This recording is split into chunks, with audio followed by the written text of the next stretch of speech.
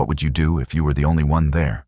When a dying man, hated and abandoned by all, suddenly tries to speak. That is the choice facing young nurse Nora Reyes. Her patient is one of the richest men in Texas, left to die alone by the family he ruined. A stroke has stolen his voice, or so everyone thought. If you believe that even the forgotten deserve to have their truth told, please like this video and subscribe so we can keep sharing these powerful stories. Stay with us, because what Nora hears in that dark hospital room will change everything. Inside, under the cold hum of fluorescent lights, a young nurse named Nora Reyes stood alone at the foot of room 309. On the bed lay a man whose face once appeared on business magazines, now pale and hollow. Elias Barron, one of the richest men in Texas, and perhaps the loneliest. They said his empire stretched from oil fields to energy pipelines. They also said he ruined anyone who stood in his way, partners, rivals, even family. But now, all that power meant nothing. A stroke had stolen his voice for weeks, and everyone he once called family had left him to die in silence. Tonight, only Nora stayed, not because she had to, but because no one else would. As she adjusted the IV line, a soft groan escaped his lips. Nora leaned in, startled. The man's eyes flickered open, two pale gray pools searching for something, or someone. His fingers trembled, reaching for her wrist. His voice was barely a whisper. "Do you believe in second chances?" Before Nora could answer, he slipped a small object into her palm, a silver USB drive, cool and heavy. "Keep it safe," he breathed. "If I don't wake up again, find Leah Hassan. Tell her." His voice cracked. The monitors began to beep faster, and his grip loosened. Nora froze, her heart pounding as doctors rushed in. Within seconds, the room filled with the sounds of machines, commands, panic, and rain beating harder against the window. That was the night everything changed. That was the night Nora Reyes broke the one rule she had always lived by. Don't get involved. Nora wasn't the kind of woman who went looking for drama. At 28, she had already seen enough of life to know that silence could be safer than truth.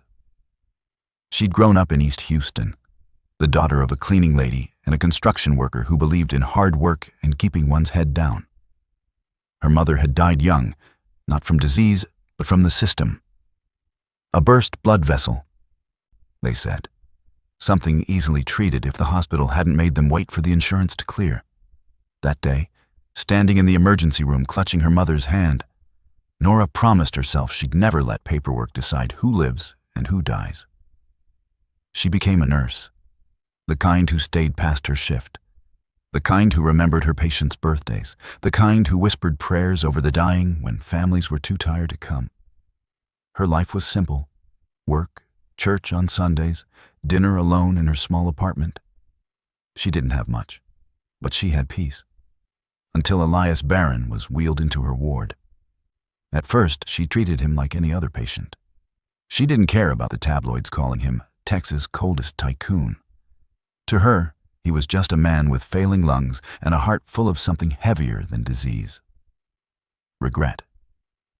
He never spoke, not even when his son visited with the company lawyers and the smell of expensive cologne filled the room.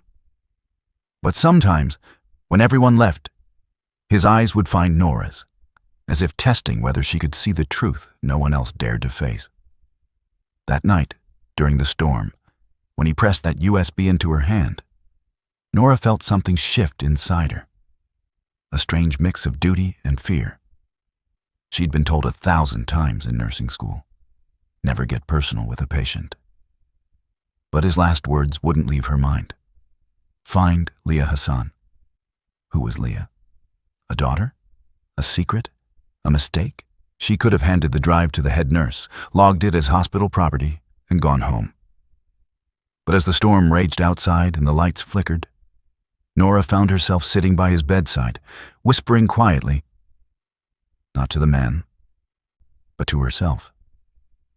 Everyone deserves one last chance. The monitor beeped softly in reply, steady and rhythmic, like a heartbeat waiting to be understood. And for the first time in her career, Nora Reyes, the quiet, dutiful nurse, realized she was about to cross a line no one could unmake. The storm had passed, but the air inside Supreme Memorial still carried its echo. Quiet, heavy, waiting.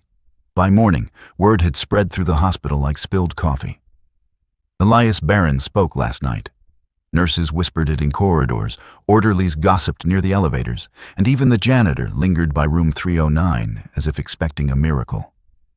When Nora returned for her shift, the door was locked. 2 security guards stood outside, and a new sign hung by the handle. Authorized personnel only. Family under legal supervision. She froze. Matron Delgado appeared behind her, arms crossed, voice sharp. "Reyes, you're off the Barron case. Orders from upstairs." "Why?" "I was his assigned nurse." "Because his son doesn't want anyone near his father without clearance." "You understand what kind of people we're dealing with, right? This is about money, not medicine." Nora swallowed her protest. "He asked me to stay." Delgado sighed, lowering her voice. "That man's been surrounded by sharks his whole life. Don't get caught swimming with him. Go do your rounds." But as Nora turned away, something gnawed at her. "He trusted me." Those were the only words echoing through her head. At lunch, she sat alone in the break room, the hospital buzzing with the sound of pagers and rolling carts. Her hands trembled as she reached into her pocket, the small silver USB still there, wrapped inside a glove. She looked around. The room was empty. Her laptop flickered to life, the hospital Wi-Fi weak and slow. When she plugged it in, a single audio file appeared. "Voice memo to 1. Nora clicked. Static. Then his voice, low, broken, but unmistakably him. "If you're hearing this, it means I've run out of time. My name is Elias Barron. I built an empire and destroyed my soul. I had a daughter once, Leah Hassan. Her mother's name was Mariam.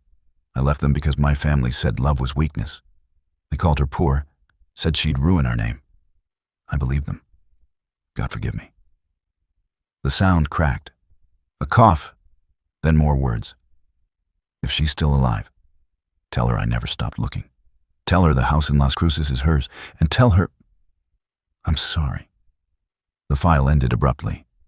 Nora stared at the screen, her reflection ghostly in the dim light. Her throat tightened.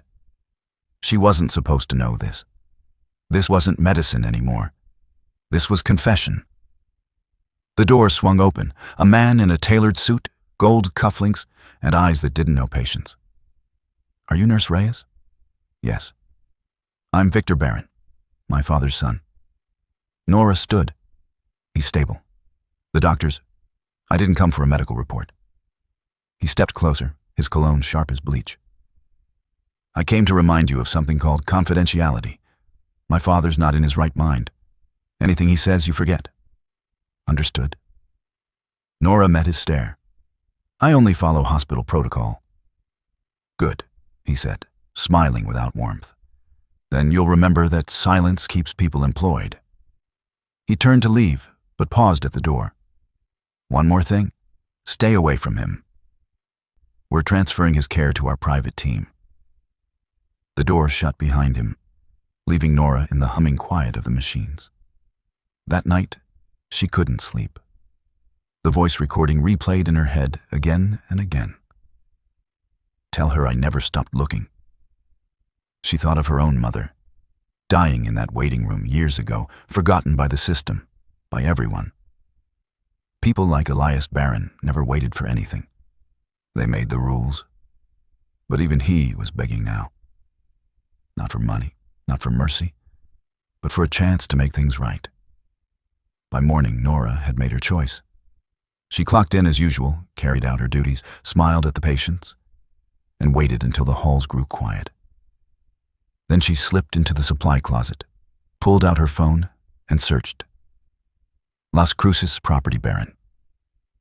There it was, a listing, long abandoned, owned by Mariam Hassan, deceased. Her pulse quickened. She didn't know what she'd find there, proof, forgiveness, maybe even a daughter who didn't want to be found. But something inside her whispered what she already knew. Some promises are heavier than fear. And so, for the first time in her life, Nurse Nora Reyes decided to stop following orders and start following her heart. 2 days later, the city was nothing but a blur in Nora's rearview mirror. Houston's glass towers faded behind her as the highway stretched into long, empty silence. The road ahead shimmered with heat, endless and uncertain, just like the choice she'd made. The world outside was dust and sunlight, broken fences, abandoned motels, and the occasional billboard promising fresh start, new life. She wondered if Elias had ever seen those words, if he'd ever believed in them. By dusk, she crossed into New Mexico. The GPS signal died miles before she reached Las Cruces, but an old note from the hospital's file guided her. Property near Arroyo Lane, caretaker, Gabriel Ortega. She pulled up to a weathered farmhouse, its porch light flickering weakly in the desert wind. A man stepped out, mid-60s, skin tanned like leather, eyes sharp beneath a straw hat. "You're lost, miss?" "I'm looking for Gabriel Ortega." He studied her for a moment. "Depends who's asking." "My name's Nora Reyes. I work at Supreme Memorial in Houston. I came on behalf of Elias Barron." The man's face changed, something between surprise and old anger. "Haven't heard that name in a long time," he said, motioning for her to follow. "Come on in. We shouldn't talk outside." Inside, the air smelled of coffee and wood polish. On the mantel sat an old photograph, a young woman with dark curls, holding a baby wrapped in a faded blue blanket. "That's Mariam," Gabriel said softly, "the woman he left behind." Nora stepped closer. "Do you know what happened to her?" "She lived here for a few years after he disappeared. Quiet woman, kind. She used to wait by the mailbox every Thursday, thought he'd send for her. He never did." He reached for a small wooden box under the table and handed it to Nora. "She left this before she died. Said someone would come one day, someone with clean hands." Nora hesitated, then opened it. Inside were a few letters, a silver key, and a birth certificate, yellowed by time. Name: Leah Hassan Barron. Date of birth: July 10th, 94. Her breath caught. So she was real, Nora whispered. "She was," Gabriel said. "Mariam raised her alone. Smart girl, quiet. But after her mother died, she left town. Nobody's seen her since." Nora traced the edge of the photo with her thumb, Mariam smiling faintly, the baby asleep in her arms. The image felt too intimate, too human for a man like Elias. "She loved him," Nora said. "He broke her," Gabriel replied. "But love doesn't always die with the person who leaves." Silence filled the room, broken only by the wind outside. Nora carefully placed the items back into the box. "Do you know where Leah went?" Gabriel nodded slowly. "There's a woman down the road, Ruth McKinley. She used to be Mariam's neighbor. If anyone knows, it's her." The next morning, Nora drove down a narrow dirt path until she saw a small white house surrounded by wild sunflowers. An elderly woman was hanging clothes on a line, her back straight despite her age. "Mrs. McKinley," Nora called. The woman turned, squinting under the sunlight. "Who's asking?" "I'm looking for Leah Hassan. I was told you might know where she went." The woman studied her, then motioned toward the porch. "You better come sit." They sat with sweet tea between them. The old woman's voice trembled, but her words were firm. Leah was a good child, but she carried her mother's sadness. When Mariam passed, she packed one bag and left before sunrise. Said she was done waiting for a ghost. Did she say where she was going? Somewhere she could help people instead of hating them. I heard she became a nurse. Fitting, huh? Just like you. Nora felt something twist inside her chest. The kind of ache that came when two stories quietly touched each other. Do you know if she's still here? Not in this town. But there's a clinic 2 hours north, in a place called Sierra Haven. a small one, run by a young nurse named Leah Hassan. The woman smiled faintly. She's her mother's daughter. Strong, stubborn, too good for the world. Nora thanked her. But before she could leave, Mrs. McKinley reached out and squeezed her hand. "Tell her," she said, "that her mother never stopped forgiving. Even when she was dying, she still prayed for him. Said maybe love was bigger than the hurt." Nora nodded, tears stinging the corners of her eyes. As she drove away, the desert opened before her, wide, golden, endless. For the first time, she understood what Elias had meant. Some people build empires of steel and money, but the real empire is built in hearts that never stopped waiting to forgive. She tightened her grip on the steering wheel, the photo of Mariam and the baby fluttering on the seat beside her. In the mirror, the farmhouse grew smaller until it vanished completely. The road ahead was long, but Nora had made up her mind. She was going to find Leah and deliver the one thing Elias Barron could never buy: the truth. The road to Sierra Haven was narrow and winding, lined with cactus and dust. By the time Nora reached the small town, the sun was sinking low, painting everything gold and quiet. The sign at the edge of the road read, "Grace Community Clinic." She parked, brushed the dust from her scrubs, and walked toward the entrance. Inside, the place smelled of antiseptic and warm coffee. A handful of patients waited on plastic chairs. A young boy cried softly in his mother's lap. Behind the front desk, a nurse moved quickly from one patient to another, calm, confident, unshaken. "Excuse me," Nora said softly. "I'm looking for Nurse Leah Hassan." The receptionist nodded toward the back room. "You just found her." Leah turned. For a moment, Nora forgot how to speak. The woman standing there looked like a memory brought to life. The same deep eyes as in Mariam's photo, the same steady strength in her face. But there was something else too. A wall. "Yes?" Leah asked, her tone careful. "My name is Nora Reyes. I'm from Houston. I came from Supreme Memorial Hospital." The words felt heavy. "I work with Elias Barron." The name froze the air between them. Leah's eyes narrowed. "I don't have anything to say about that man." "I know," Nora said gently, "but he has something to say to you." Leah turned away, began to clean the counter as if scrubbing out old ghosts.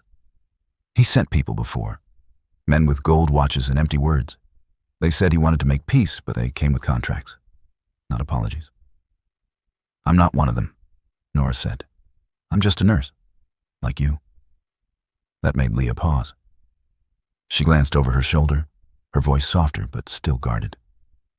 "Why are you here?" Nora reached into her bag and placed the small wooden box on the table. "Because he's dying. And because before he goes, he wants you to know he never stopped looking." Leah looked at the box, but didn't touch it. "Too late," she whispered. "Maybe," Nora said, "but it still matters." Nora opened the box carefully. The photo of Mariam and baby Leah lay on top, the silver key beside it. "This was your mother's," Nora said. "She kept it safe all her life." Leah's breath hitched. Her fingers trembled as she reached for the picture. "She used to sing this lullaby," Leah said quietly. "Even when she was sick, she'd hum it while cooking. I never knew where she learned it." Nora smiled faintly. Maybe from him. The silence that followed was long, filled with things neither of them knew how to say. Then Nora took a deep breath and pulled out her phone. "There's something else. A recording." She pressed play. Elias's voice filled the room, frail, cracked, raw. "Leah, if you're hearing this, it means I finally found the courage I lacked all my life. You were just a baby when I left. I told myself it was for your safety, but really, it was for my pride. I thought money could bury guilt. It never did. I don't want your forgiveness. I just want you to know I never stopped loving you." When the recording ended, there was only the hum of the old ceiling fan. Leah stood still, her eyes wet but fierce. You think a few words can fix 29 years of silence? No, Nora said. But maybe they can stop one more day of hate. Leah laughed, sharp and bitter. You sound just like my mother, always seeing good where there isn't any. Maybe that's the only way she survived. Leah's eyes dropped to the photo again. She waited for him until the day she died. She used to keep a bag packed just in case he came back. He never did. Nora's voice softened. He's waiting now. Not for money, not for pity, for peace. If you walk away, you'll live. But if you go to him, you'll heal. For a moment, neither woman moved. Then Leah whispered, I don't know what I'd even say. Say whatever's true, Nora said. Say you're angry. Say you hurt. But don't let him leave this world without hearing your voice. Leah stared at the photograph again. The desert light had shifted, golden beams falling across her face. When she finally looked up, there was no bitterness in her eyes, only exhaustion and quiet resolve. When does he die? Nora blinked. I don't know. Soon. Then we go now, Leah said. But no reporters, no lawyers, just us. Just us, Nora agreed. Leah turned off the lights, locked the clinic door, and walked into the evening. The sky burned red over the desert, as if it too was carrying someone's regret. They didn't speak on the drive back. Two women, strangers, and mirrors, each holding a truth that could break or heal a family. By the time they crossed the Texas border, the stars were out. Leah leaned her head against the window and whispered, almost to herself, I don't want his money.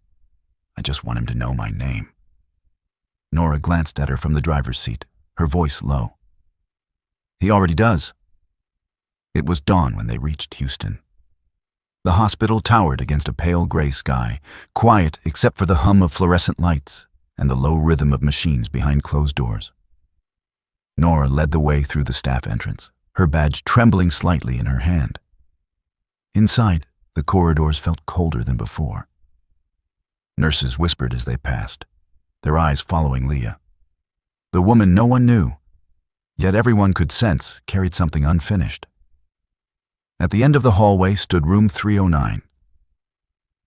Victor Barron was there, his jaw tight, his suit immaculate even at sunrise. He looked at Leah first, then at Nora. Who is she? Your sister, Nora said. He laughed softly, bitterly.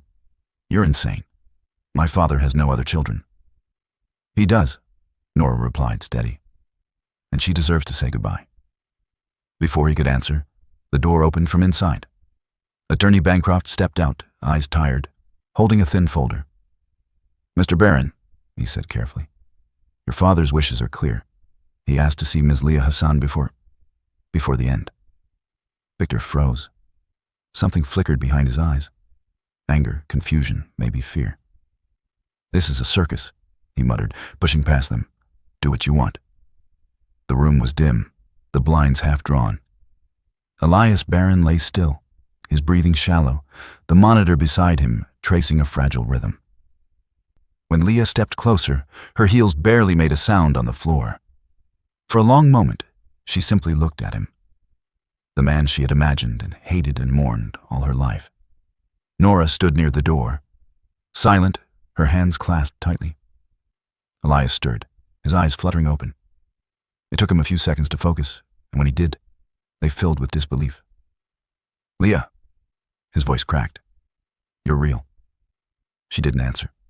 The air between them felt heavy, almost sacred. He reached for her hand, but she didn't move. I never meant to hurt you, he said weakly. They told me it was better this way. Better for who?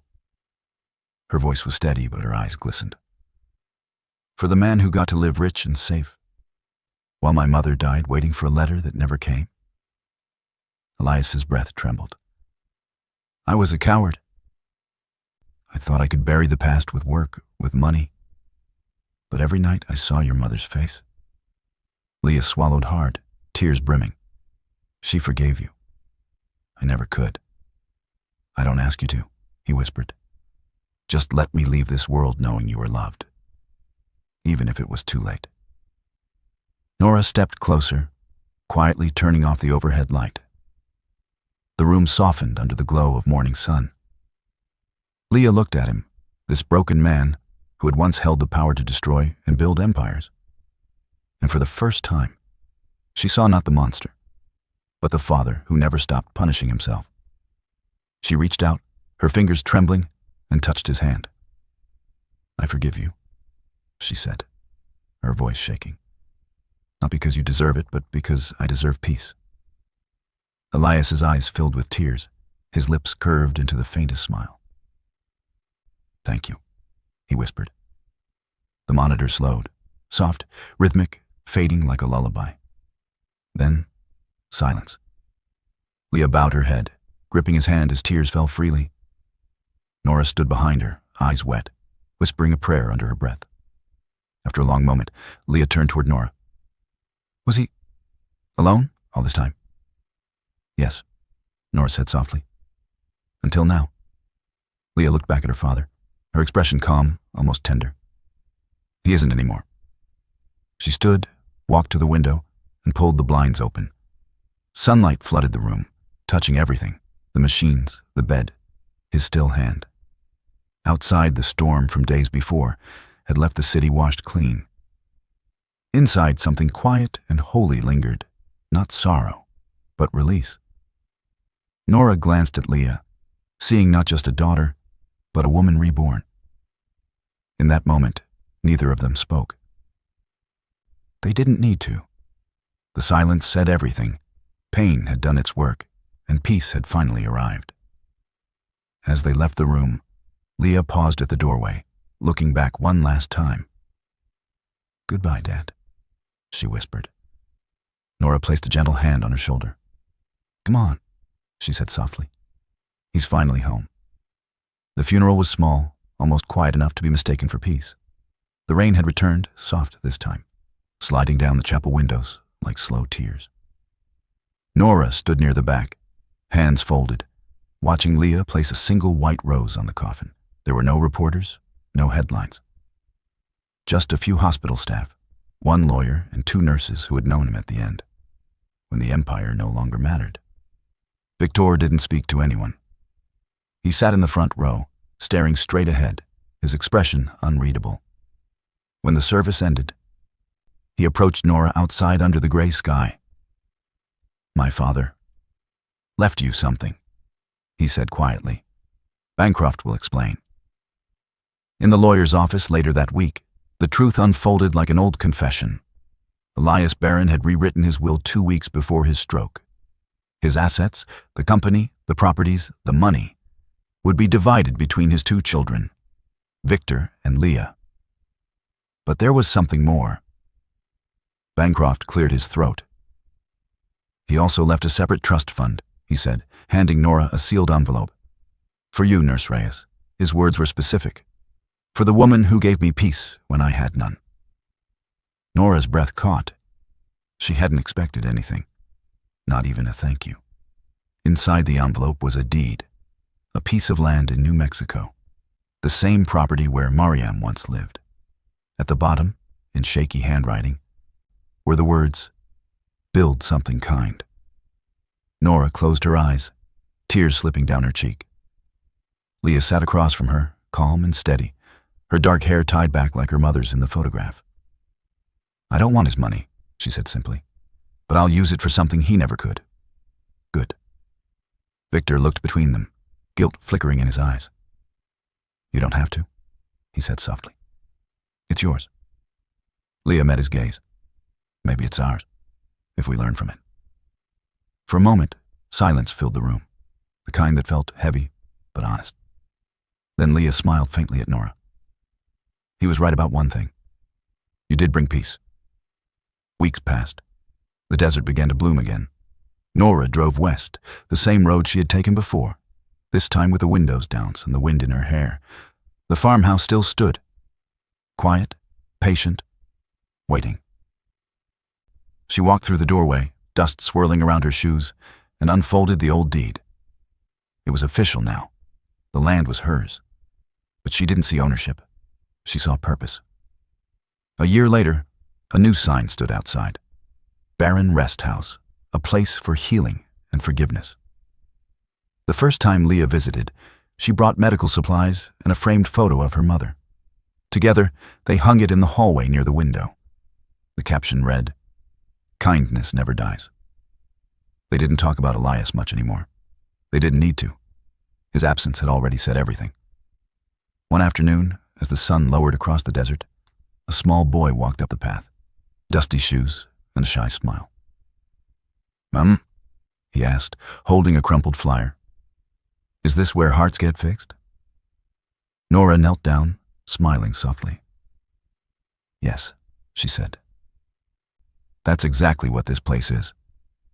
The boy nodded, eyes bright with trust, and followed her inside. As the door closed, the wind carried through the open window, warm, gentle, almost like a voice. "If you're hearing this," it seemed to say, "then you've found your peace." And for the first time since that stormy night in room 309, Nora Reyes felt it too. A full year had passed since that morning in room 309. Time had softened everything, the grief, the anger, even the silence between those who once couldn't bear to speak. The desert was alive again. Wildflowers colored the sand, and wind chimes swayed on the porch of the Barron Rest House. Inside, the faint scent of lavender and antiseptic mixed with the sound of laughter, real laughter, echoing down the halls. Nora walked slowly through the corridor, her hand brushing along the wooden wall where photos now hung. Patients smiling, volunteers planting trees, children drawing hearts with crayons. At the end of the hallway, a small brass plaque gleamed under the light. It read, "In memory of Elias and Miriam Barron, proof that forgiveness heals." Outside, Leah was sitting under the shade of a mesquite tree, helping a young girl wrap a bandage around her arm. Her hair was pulled into a bun, her sleeves rolled up, the sun catching in her eyes. When she saw Nora approach, she smiled, the kind of smile that spoke of peace earned, not gifted. "Clinic's full again," Leah said, standing up. "You sure you don't want me to hire more help?" Nora shook her head, smiling. "If it ever gets too easy, we'll know we're doing it wrong." They both laughed quietly. A breeze swept across the yard, carrying the smell of rain. Leah looked out at the hills, her expression thoughtful. "You ever wonder," she said, "if he can see this?" "Maybe," Nora answered, "but I think it's more important that we can." Leah nodded slowly, eyes glistening. "He hurt so many people, and yet somehow, he led us here." "Redemption doesn't erase what's broken," Nora said gently. "It just teaches us to build something better on top of it." They stood in silence for a while, watching the horizon where the sun dipped into gold. Then, from the dirt road beyond the gate, came the sound of footsteps. A small boy, the same one who'd come months ago, was walking toward them, holding a potted flower almost too big for his hands. "Miss Nora," he called, breathless, "I brought something for the garden." Nora knelt down. "That's beautiful," she said. "What's it called?" He shrugged. "Don't know. My grandma just said it grows stronger after the storm." Leah smiled, kneeling beside him. "Then it belongs here." They planted it together near the porch, soil soft beneath their fingers. As they finished, the first drops of rain began to fall, gentle, forgiving, washing the dust from the wood and the past from their hearts. Nora looked toward the horizon, her voice quiet but firm. "You know," she said, "maybe forgiveness isn't something we give once. Maybe it's something we choose every single day." Leah turned to her, her eyes warm. "Then I guess we'll keep choosing it." The rain grew steadier, tapping softly on the roof, the earth, the new flower. And as thunder rumbled far away, not angry this time, just distant, Nora whispered the words that had followed her since that first night in room 309. Everyone deserves one last chance. The camera would linger there, on the two women standing in the rain, the flower bright against the dark soil, the wind carrying echoes of peace. And when the scene finally faded to black, a single line would remain. Kindness is the only inheritance that never fades.